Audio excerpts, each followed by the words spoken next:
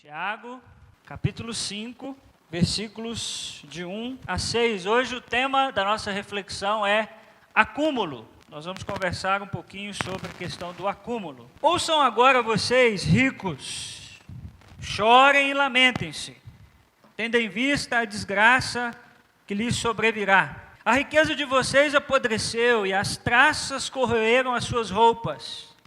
O ouro e a prata de vocês enferrujaram, e a ferrugem deles testemunhará contra vocês, e como fogo lhes devorará a carne. Vocês acumularam bens nesses últimos dias. Vejam, o salário dos ceifeiros, ou dos trabalhadores que ceifaram seus campos, que vocês retiveram com fraude, está clamando contra vocês. O lamento dos ceifeiros chegou aos ouvidos do Senhor dos Exércitos. Vocês viveram luxuosamente na terra, desfrutando prazeres, e fartaram-se de comida em dia de abate. Vocês têm condenado e matado o justo, sem que este lhes ofereça resistência. Vamos orar mais uma vez? Senhor, nós estamos diante da bendita palavra do Senhor e pedimos que o Senhor fale ao nosso coração. Que o Espírito do Senhor encontre no nosso coração uma terra fértil, pronta para receber tudo aquilo que o Senhor tem para nos ensinar nessa noite. Tira do nosso coração, Senhor, qualquer preocupação, ansiedade, mas que agora nós possamos nos concentrar em tudo aquilo que o Senhor quer nos ensinar nessa noite. Te pedimos assim no nome de Cristo Jesus. Amém e amém. Irmãos, aqueles que têm acompanhado a exposição de Tiago, nós sabemos que não é a primeira vez que Tiago chama a atenção dos ricos na igreja. Não é a primeira vez que Tiago diz aos ricos algo que eles precisam fazer. Tiago fez claros contrastes no capítulo 1, nos versículos de 9 a 11, sobre os ricos e os pobres. Nós conversamos sobre isso já. Os pobres foram escolhidos para serem ricos na fé, ao passo que os ricos estavam arrastando aos tribunais alguns irmãos pobres e blasfemando o nome de Jesus. Isso aparece também no capítulo 2, versículos de 1 a 7. E agora Tiago vai ter uma palavra duríssima aos ricos daquele tempo. A maioria dos comentadores bíblicos, dos comentaristas bíblicos, vão entender que esses ricos, muito possivelmente, não faziam parte da igreja.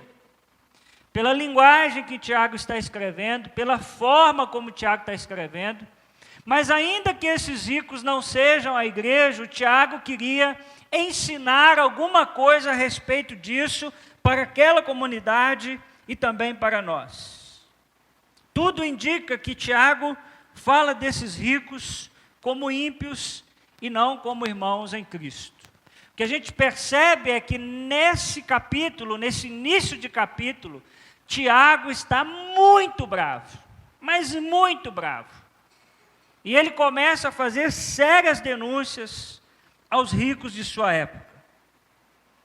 Irmãos, tenho para mim que ser rico é um dos maiores ídolos da nossa geração. É impressionante como nós colocamos o ser rico como um ídolo. Quase todo mundo que você pergunta, para que você está estudando? Para que você está se preparando? Diz, não, é porque eu quero ser rico. É porque eu quero ganhar muito dinheiro. Se tornou um ídolo na nossa geração.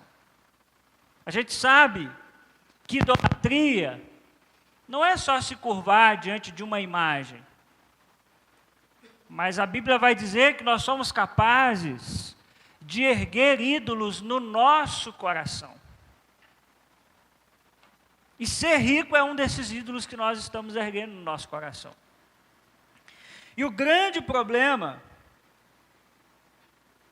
é que essa idolatria vai produzir uma série de coisas maléficas para a nossa vida. Não só como igreja, mas na nossa vida quanto ser humano. Por isso hoje, eu quero te ensinar, ou o Tiago quer te ensinar, 3 pecados que a idolatria de ser rico produz. Então, se você está anotando, anote aí. 3 pecados que a idolatria de ser rico produz. O primeiro pecado está nos versículos de 1 a 3.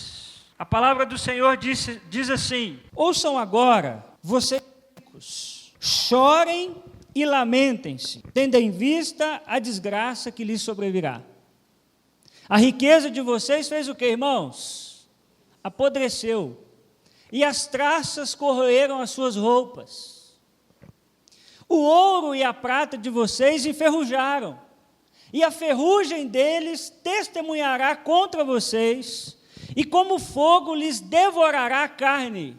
Vocês acumularam bens nesses últimos dias. O primeiro pecado que essa idolatria de ser rico produz em nós é o pecado do acúmulo.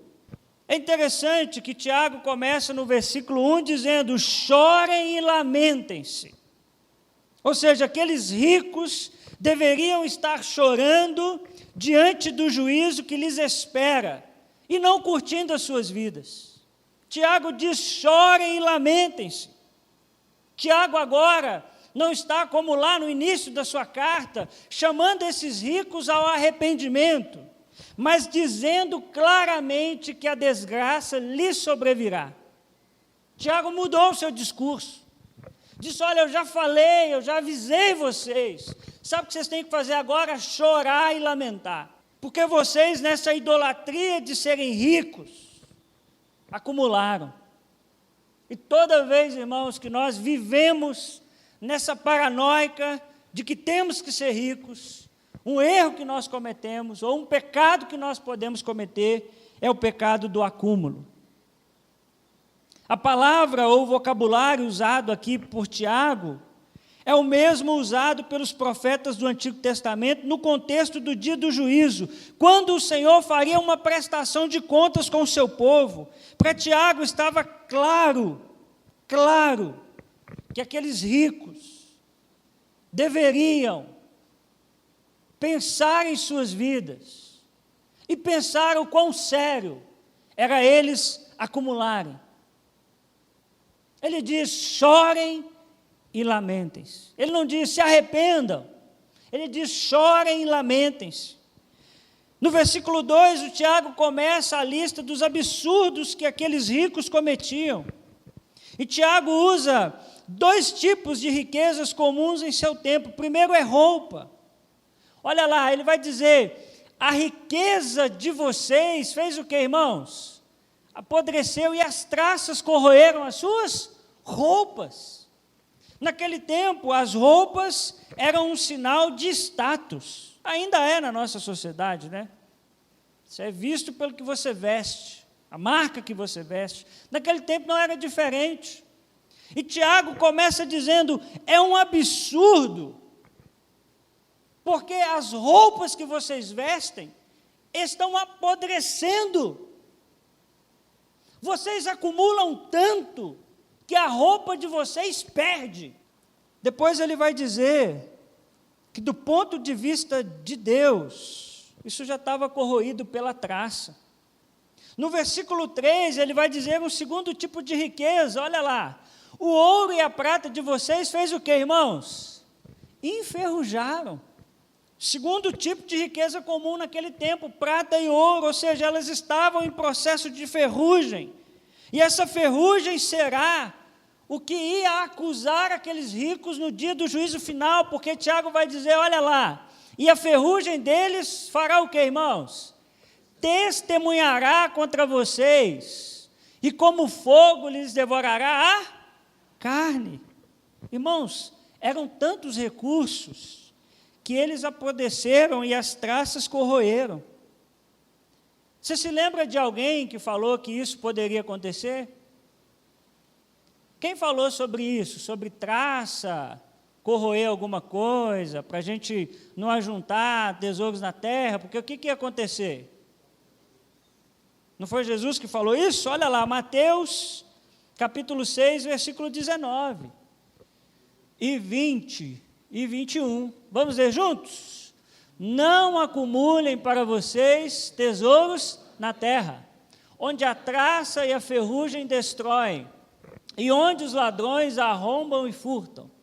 Mas acumulem para vocês tesouros no céu, onde a traça e a ferrugem não destroem, e onde os ladrões não arrombam e nem furtam. Pois onde estiver o seu tesouro, aí também estará o seu coração. Aqueles ricos já haviam se esquecido do ensino de Jesus de Nazaré. Quantos de nós, irmãos, não vivemos como esses ricos? Nós só pensamos no aqui e no agora, nos esquecendo que um dia passaremos pelo juízo final. Quantos de nós nos esquecemos de que essa vida, ela vai terminar? De que tudo que a gente construiu não vai para o céu. Tudo que a gente sonhou não entra no céu. A Bíblia, irmãos, e a gente precisa entender isso quando a gente fala de acúmulo, eu não estou falando que a gente não deve poupar, são coisas diferentes, não confunda. É prudente você poupar, amanhã você pode precisar de alguma coisa, mas existe uma grande diferença entre poupar e acumular. Olha o que nos diz Provérbios 21, 20. Na casa do sábio há o que, irmãos? Comida e azeite, o quê? Armazenados. Mas o tolo devora tudo que pode. Então veja que o próprio provérbio diz, olha, se você é sábio, na sua casa há comida e azeite armazenados. Qual é o grande problema? É quando nós vivemos para acumular. Nós não abençoamos ninguém. Por quê? Porque é tudo nosso. O meu salário é para mim. Tudo que eu recebo é para mim. O outro que está passando os problemas, o problema é dele. Ele não se organizou, ele não se planejou. Mas nós nos esquecemos, irmãos, que tudo que Deus nos dá é para a gente abençoar o outro. É interessante que a gente gosta muito da oração do Pai Nosso. A gente gosta ou não gosta? Como é que é o Pai Nosso? Vamos juntos? Pai Nosso, que estás nos céus, santificado seja o vosso nome, venha a nós, o vosso reino, seja feita tua vontade, assim na terra como no céu. O pão seu, o pão nosso, de cada dia, nos dá hoje. Veja que na dinâmica do Evangelho o pão é nosso. O pastor Leovaldo Ramos diz uma coisa interessante, ele diz que quando a gente ora isso, a gente está dizendo que a gente é a padaria de Deus. Não é que a padaria de Deus é a gente. Por quê? Porque o pão é nosso. Muitos de nós, irmãos, nos esquecemos de 1 Timóteo, capítulo 6, versículo 7, que diz o seguinte, pois nada trouxemos para este mundo, e dele nada podemos levar. Nós estamos esquecendo disso, irmãos. Nada trouxemos para este mundo e dele nada vamos levar. E Tiago, irmãos, tem uma coisa muito séria, porque Tiago está dizendo que o acúmulo será uma testemunha contra nós. É como se no dia do juízo final, tudo aquilo que a gente acumulou falasse e dissesse, ei, eu tenho algo a dizer. Tiago diz que aquilo que a gente retém e não abençoa, será uma testemunha contra nós. Irmãos, por que isso? É porque muita gente poderia ser abençoada com aquilo que nós acumulamos. Irmãos, pensa, tinha roupa perdendo, tinha prata e ouro enferrujando. Você está entendendo o que é isso? Enferrujando. Em uma das sociedades mais pobres daquele tempo. Tiago olha para aquilo e diz, pessoal, não dá, não tem condição. Vocês estão acumulando aquilo que poderia abençoar outras pessoas e mais. Muito possivelmente, no ano de 64 até 70, eles perderam tudo porque Roma começou a perseguir os judeus. Ficou guardado, perdeu tudo. E quanta gente não poderia ser abençoada, irmãos? Será que temos acumulado por acumular e não temos socorrido aos necessitados à nossa volta? Irmãos, eu conheço gente que já deixou vencer refrigerante debaixo da cama. Pelo amor de Deus. Refrigerante é feito para o negócio durar 27 anos. Conseguiu deixar vencer. Aí o que é que faz depois? Joga fora. Ah, irmãos, será mesmo que Deus se agrada disso? Quanta coisa perde na nossa despensa? Quanta fruta a gente joga fora? Quanta comida a gente joga fora? Mas o que muitas vezes nós queremos é acumular, acumular. Quantas vezes nós ignoramos aqueles que estão necessitados à nossa volta, e a Bíblia é muito clara ao dizer que quem faz isso não tem temor a Deus. Isso está em 1 João capítulo 3, versículo 17, que diz assim: se alguém tiver recursos materiais, e vendo o seu irmão em necessidade, não se compadecer dele, como pode permanecer nele o amor de Deus? É uma pergunta. É uma pergunta com resposta. Não tem jeito de permanecer o amor de Deus nele. Será que você está acumulando, meu irmão? Pensa aí. Segundo pecado, que essa idolatria de ser rico gera em nós, é a negligência. Olha comigo, o versículo 4. Vejam o salário dos trabalhadores que ceifaram os seus campos, e que vocês retiveram com fraude, está clamando de novo, está clamando contra vocês. O lamento dos ceifeiros chegou ao ouvido do, é engraçada a linguagem de Tiago, é do Senhor dos Exércitos. Como quem diz assim, abre o seu olho. O lamento deles chegou aos ouvidos do Senhor dos Exércitos. Isso era muito comum naquele tempo, irmãos. Trabalhar nas terras de ricos proprietários era muito comum, como também ainda é hoje. Os trabalhadores lavravam as terras, semeavam, cuidavam da colheita e finalmente eles ceifavam. E para a ceifa se contratava muitas vezes trabalhadores temporários. Conhece essa expressão? Às vezes a gente chama de diarista, não é isso? Se a gente for assim mais jovem, a gente diz que é freelancer, contratar um freelancer. Então isso acontecia. Eu vou precisar... Foi ruim, né, Gabriel? Gabriel fez até assim, irmãos. Ó. Desculpa, irmão. Então tinha essa espécie de trabalhadores freelancer. Olha, eu vou precisar de você um dia. Eu vou precisar de você 2 dias, mas a gente não tem um compromisso, né, um com o outro nesse sentido de alguém que trabalha mais frequentemente. Terminada a ceifa, eles eram dispensados. E esses diaristas, eles tinham as suas atividades e salários, e muito interessante, era regulado pela lei de Moisés. Deus sempre se preocupou com isso. Se você quiser ler na sua casa, Deuteronômio 15, 18, Deuteronômio 24, 15, Levítico 19, 13, Deuteronômio 24, 14, Malaquias 3, 5, Deus disse que claramente esse era um dos pecados contra os quais ele iria ser testemunha veloz, e esse é o ponto que Tiago tem em mente. Os ricos estavam desobedecendo a Deus e explorando os trabalhadores no seu salário. Sabe por quê? Porque essa idolatria de ser rico faz a gente ser negligente. Olha Deuteronômio 24, 15, olha lá o que Deus disse: paguem-lhe o salário, que dia? Dia que você quiser. Quando que é? Diariamente. Detalhe, hein? Antes do pôr do sol. Pois ele é necessitado e depende disso.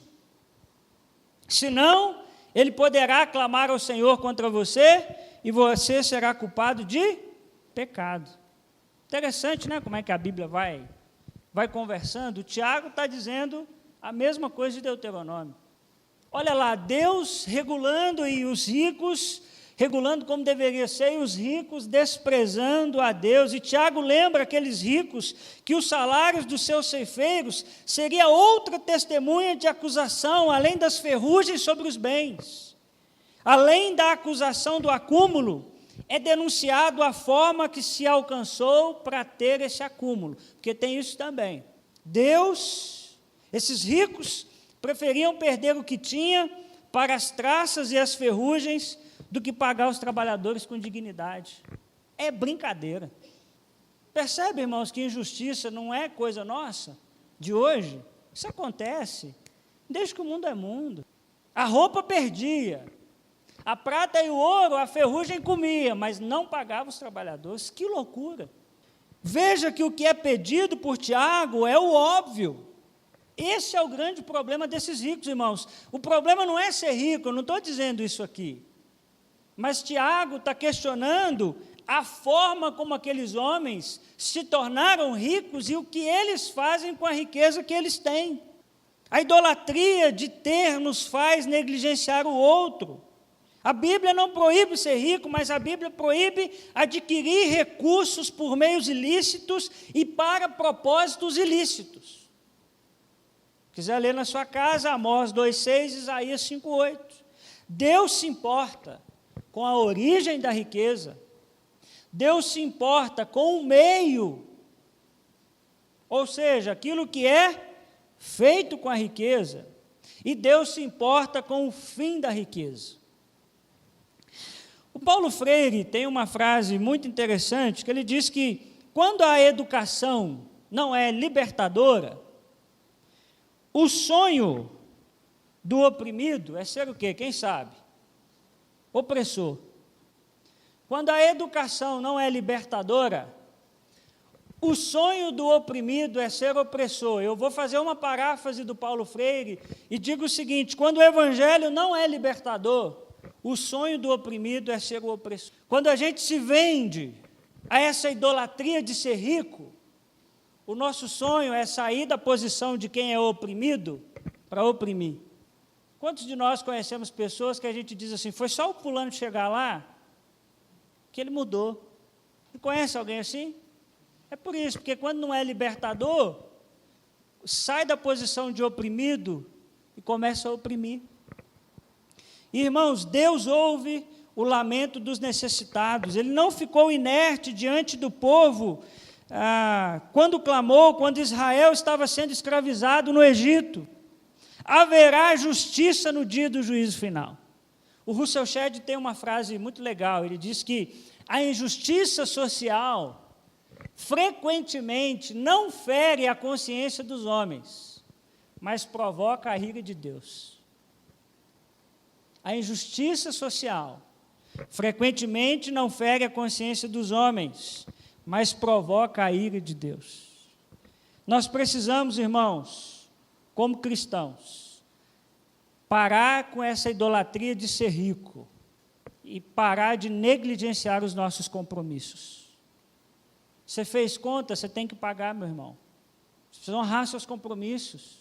Mas muitas vezes a gente se importa que a gente está ganhando dinheiro. Se a gente está lesando alguém, o problema é desse alguém. Cada um precisa fazer o seu. Cuidado, porque Deus se importa com a forma como nós ficamos ricos.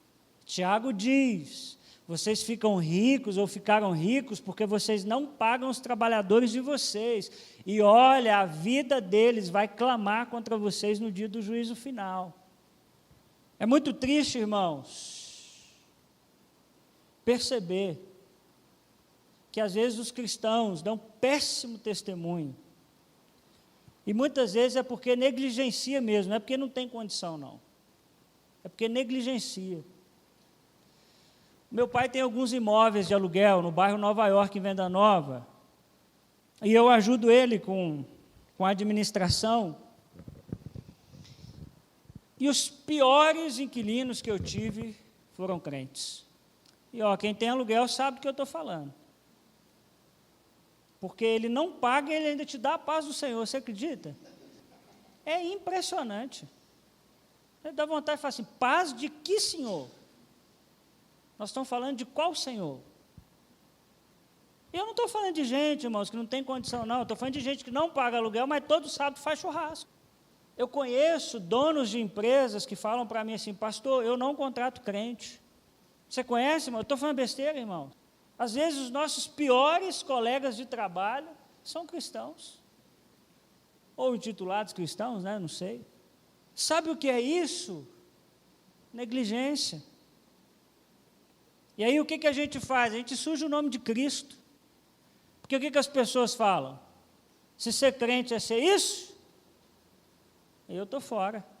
E eu digo, eu também. Quero não. Por isso, meus irmãos, não negligencie quem está à sua volta. Olhe para o seu lado. Sempre tem alguém precisando. Sempre tem alguém necessitando. E a gente diz assim, pastor, mas eu não tenho dinheiro, mas toda semana a gente sai para comer um lanche. Bom, a gente tem dinheiro, não é nossa prioridade. Até quando nós vamos negligenciar as pessoas que precisam à nossa volta? Na idolatria de que nós temos que ser ricos. Terceiro pecado que a idolatria de ser rico gera em nós, o Tiago vai nos ensinar, é o egoísmo. Olha aí os versículos 5 e 6. Vocês vivem como? Apertados? Nada. Luxuosamente na terra, desfrutando prazeres e fartando-se de comida em dia de abate. Vocês comem mesmo. Mas vocês têm condenado e matado o justo, sem que ele ofereça resistência. Tiago vem nos ensinar que um outro pecado que nós cometemos na idolatria de ser ricos é o egoísmo. Esses ricos são capazes de desfrutar prazeres, enquanto os trabalhadores estão morrendo. Vocês têm condenado e matado o justo. Tiago começa dizendo isso, irmãos, e isso é interessante porque começa desmistificando a ideia que temos que todo rico é felizardo e um abençoado por Deus. A gente tem essa ideia, ainda que inconscientemente. Fulano é rico, ele é abençoado. Deus gosta dele mesmo. Tiago diz, cuidado, nem sempre. Porque aqui nós temos pessoas que ficaram ricas fazendo tudo aquilo que desagrada a Deus. Aqui ele é colocado em claro contraste contra o justo. O justo nesse texto é pobre, o rico aqui, ele, apesar de desfrutar de muita coisa boa, ele está condenado. Isso é interessante porque a ganância, esse egoísmo, porque a gente quer ser rico, é capaz de nos levar a matar o nosso próximo. Não literalmente, mas de negligenciá-lo. É pecado ser rico? Não. Pecado é ser insensível aos que estão à sua volta. Pecado é ter só para você. Essa semana, irmãos, eu li uma reportagem, na verdade ela é até um pouco antiga, que é um pouquinho assustadora. Olha lá, metade da riqueza mundial está nas mãos de 1% da população. Você está entendendo o que é isso? Metade da riqueza mundial está nas mãos de 1% da população. Vivemos num mundo desigual? Só um pouquinho, né? Os irmãos conseguem entender quão séria é essa reportagem? Não. Metade da riqueza mundial está nas mãos de 1% da população. Será que existe negligência por parte daqueles que têm recursos? Será que existe egoísmo? A desigualdade econômica está aumentando, né? Com metade da riqueza do planeta nas mãos de 1% da população. Isso é o que aponta um estudo do banco Credit Suisse, um negócio assim, eu não sei falar esses nomes difíceis, não. Às vezes, nós queremos ser ricos, irmãos. Não tem nenhum problema nisso, desde que isso não seja uma idolatria para você. Mas você já parou para pensar que a gente vai ter que dar conta para Deus de como a gente gastou o nosso dinheiro? Ou os irmãos acham que a gente não vai ter que dar conta? Vamos ou não? Só que isso a gente não pensa quando a gente quer ficar rico. Por quê? Porque a gente quer ficar rico para gastar com a gente mesmo. Mas a gente não pensa que essa galera vai chegar diante de Deus, e Deus vai dizer: o que vocês fizeram com o recurso que eu coloquei na mão de vocês? Quanta gente vocês abençoaram? Quanto vocês dividiram? Quanto vocês foram generosos? Quanto vocês repartiram? A própria Bíblia diz em Lucas 12:48, que a quem muito foi dado, muito será cobrado. A Bíblia, irmãos, é muito clara sobre o destino que nós devemos dar ao nosso dinheiro. Olha lá 1 Timóteo 17:19. Ordene aos que são ricos no presente mundo, que não sejam o quê? Primeiro, arrogantes. Nem ponham a sua esperança na incerteza da riqueza, mas em Deus, que tudo nos provê ricamente para a nossa satisfação. Ordene-lhes que pratiquem o bem, sejam ricos em boas obras. Olha lá. O que mais? Generosos e prontos para repartir. Dessa forma, eles acumularão um tesouro para si mesmos, um firme fundamento para a era que há de vir, e assim alcançarão a verdadeira vida. Sejam generosos, prontos para repartir. Agora, a coisa mais difícil do mundo é se ouvir alguém dizer assim: não, eu gostaria muito de ficar rico, para eu abençoar muita gente, para eu repartir com muita gente. A maioria de nós queremos ser ricos para nós mesmos, para os nossos filhos, para a nossa família, para nós e para nós. Efésios 4:28 diz: o que furtava, faça o que agora? Não furte mais, antes trabalhe, fazendo algo de útil com as mãos. Olha que interessante. Para que tenha o que repartir com que estiver em necessidade. Você pode dizer no primeiro texto: ah, pastor, eu não sou rico, então a palavra de Timóteo não é para mim, não. Aqui não é para um rico assim, rico não. Porque era de alguém, ele está dizendo: olha, se você furtava, não furte mais. Agora trabalhe muito. Para quê? Para ter o que repartir com quem estiver em necessidade. Cabe ao cristão, irmãos, fazer essa avaliação a cada um de nós. Quanto do seu salário por mês é usado para abençoar os necessitados? Eu já falei isso aqui: se cada um fizer um pouquinho, nós conseguimos alcançar muita gente, abençoar muita gente. Mas eu não vou pedir para levantar a mão, mas quem aqui na sua... Eu faria essa pergunta: quem aqui na sua planilha de orçamento familiar tem lá água, luz, e tem lá abençoar alguém, ajudar alguém? Porque você sabe, né? Se não entrar no seu orçamento familiar, você não vai fazer nunca. Até quando nós vamos negligenciar os necessitados que estão à nossa volta? Lucas 12:15, Jesus diz: cuidado, fiquem de sobreaviso contra todo tipo de ganância. A vida de um homem não consiste na quantidade do que, irmãos? Dos seus bens. Mas nós achamos, no fundo, que alguém é o que ele tem, é a quantidade dos seus bens. Jesus diz: cuidado e fiquem de sobreaviso, fica ligado, fica atento contra qualquer tipo de ganância. Será, meu irmão, que no seu coração não tem ganância? Será que no seu coração não há esse egoísmo, esse afã de ser rico para você mesmo? Esse ídolo de ser rico para você gastar com você e sua família apenas? Será que estamos nos fartando, como em dia de abate, e do nosso lado tem um necessitado? Até quando nós negligenciaremos? Veja, irmãos, e eu concluo, com a gente percebendo que, olha lá, os ricos Tiago diz o quê? Primeiro, eles tiveram muito, não é isso? Retiveram salários, viveram luxuosamente, desfrutaram os prazeres, comeram à vontade, condenaram e mataram os justos. Mas qual é o resultado? Desgraça.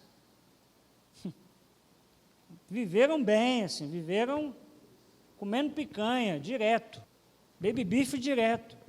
Mas o final da vida, desgraça. Por quê? Porque viveu para si mesmo, trabalhou para si mesmo, negligenciou os que estavam à sua volta. Te pergunto, irmão, será que foi para esse estilo de vida que Deus nos criou? Louco. Nesta noite pedirão a sua alma. O que você tem para oferecer? Termino dizendo que o dinheiro fala. E o que ele testemunhará de você no dia do juízo final? Repito, o dinheiro fala. E o que é que o dinheiro vai falar de você no dia do juízo final? Por isso a gente vai terminar cantando nessa noite que tudo nós entregamos ao Senhor. Mas eu queria, meu irmão, que você cantasse isso de verdade. Tudo, ó Cristo, a Ti entrego. Corpo e alma, eis-me aqui. Tudo entregarei. Coloque o seu salário, querido, à disposição do Senhor. Coloque o seu trabalho à disposição do Senhor. Pare de ignorar os necessitados à sua volta, porque eles clamarão contra você no dia do juízo final, meu irmão. Deus não, quando chegar no céu, Deus não vai perguntar o quanto você foi bem sucedido, quanto você ganhou. Deus vai perguntar o quanto você repartiu, o quanto você abençoou, porque lá não entra, né? Lá não entra. Seja generoso. Vou dizer mais uma vez o que eu disse aos homens e já disse aqui: você é o cabeça da sua casa. Se você não é generoso, se você é pão duro, a sua mulher vai ser e os seus filhos vão ser.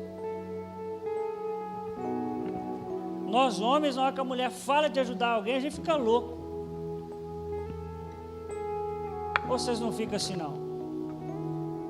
Fica não, vocês são tudo homens cheios do Espírito Santo de Deus. Glória a Deus. É só eu que de vez em quando fico preso no meu dinheiro.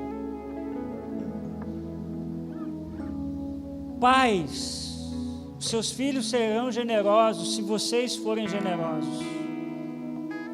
Hoje, enquanto eu estava arrumando para vir para cá, eu liguei a televisão e eu coloquei no 2, sei lá, Rodrigo Faro.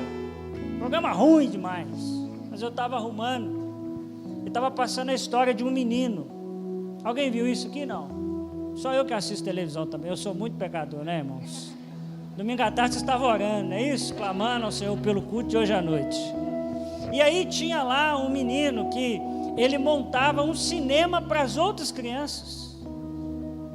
Aí roubaram os equipamentos dele tudo. Ele mandou um vídeo para o Faro: Faro, me ajuda. Ele dá geladinho para os meninos, pipoca, refrigerante, tudo de graça. E aí o Faro falou com ele assim: mas de onde você tirou essa ideia? Quem viu, lembra? Ele disse assim: eu aprendi com o papai e a mamãe. Porque o papai e a mamãe são assistentes sociais. Eu cresci vendo eles fazendo isso. Se você, pai, não for generoso, seu filho não vai ser.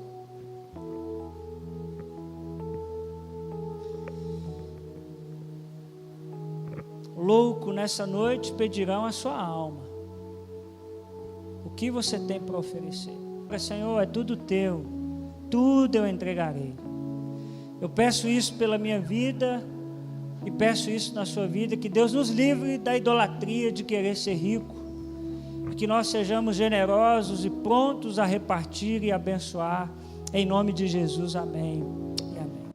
Nós te pedimos nessa noite, Senhor, que seja feita a vontade do Senhor na terra, como ela é no céu. Nós sabemos que o reino do Senhor é um reino de justiça, de igualdade, de bondade. Nós te pedimos, Senhor, que no nome de Cristo Jesus, o Senhor guarde a nossa mente e o nosso coração dessa idolatria de que nós temos que ser ricos, de que a gente tem que ter, de que a gente tem que possuir. E, Senhor, se um dia nós chegarmos a esse lugar, que seja somente para abençoar muita gente. Não permita, Senhor, que a gente retenha aquilo que o Senhor tem colocado na nossa mão. Nos livra do egoísmo, nos livra da negligência, nos livra, Senhor, de tudo aquilo que nos impede de viver a vontade do Senhor para as nossas vidas. Abra os nossos olhos, Senhor, para aqueles que estão à nossa volta necessitados. E coloca na nossa mão o pão que é nosso. E o pão que o Senhor colocar na nossa mão, que seja nosso, não permita que ele seja meu. Nós entregamos, Senhor, nessa noite, tudo nas tuas mãos. Pega a nossa faculdade, Senhor, pega o nosso trabalho, mas pega também o nosso dinheiro. Que o Senhor, Deus, nos abençoe para que a gente abençoe muita gente. Eu peço isso pelos meus irmãos nessa noite, Senhor. Que o Senhor multiplique sobre a vida dos meus irmãos os recursos, mas para que eles dividam. Começa na minha casa, Senhor. Livra o meu coração, livra o coração da Eilã dessa idolatria. Que a nossa casa, que o nosso carro, que o nosso dinheiro seja para abençoar. Porque tudo que temos vem das boas mãos do Senhor. Nós não merecemos nada, nada, nada, nada. A gente não merecia acordar hoje de manhã, Senhor. Mas tudo que temos, nós colocamos diante do Senhor, nos humilhamos diante da Tua glória e dizemos: é tudo Teu. Livra a nossa igreja dessa idolatria, Senhor. Da idolatria de ter muito dinheiro em caixa. A gente quer abençoar a gente. A gente quer abençoar vidas e abençoar pessoas, porque é tudo do Senhor. Te pedimos assim no nome de Cristo Jesus. Amém.